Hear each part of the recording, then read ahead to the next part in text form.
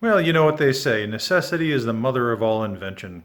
I'm still recovering from shoulder surgery and I have to do some drywall work, and I'm trying to use my arm as little as possible.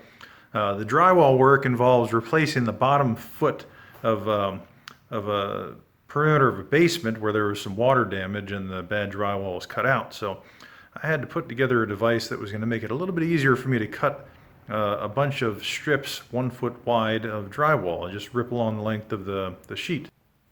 Well, here's what the thing looks like disassembled. I have one of my woodworking clamps, which I want to be able to use for woodworking, so it's easy to remove. And I have the top fence, which is going to ride along the sheet of drywall. And then the vertical piece, which has the knives on the bottom and is held together at the top by a hinge. I almost made it a solid piece at the top, and then I realized that a hinge would make it a lot easier to assemble and disassemble the thing for storage. And the way it goes together is the sides go like that. This goes anywhere. The fence, or rather the clamp, goes into that little groove cut on there, and then gets held in place by that lever. And then you move it up or down until you get the depth or the size of the drywall that you want to cut. Just measure from the blades up to the bottom of the fence.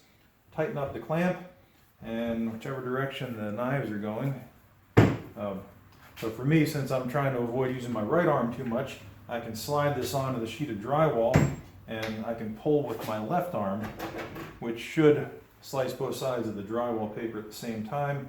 And then once I get off the other end, using my left arm again, set it aside and pop the drywall, and I should have one sheet that comes off all in one piece without having to fold the drywall back and hold it while I cut the other side of the paper. So that's the idea. I don't know if it's going to work yet because I don't have any drywall at the house to test this on, so I'm going to have to wait until I actually get to North Carolina, go into another state, and then I can try this thing out on some drywall. And if it doesn't work, then this was probably a little bit of a waste of time. And if it does work, the 2 hours that I spent on this will save me several minutes on the job. So I think that's a win because I had fun making it. Anyway, that's the thing, and thanks for watching.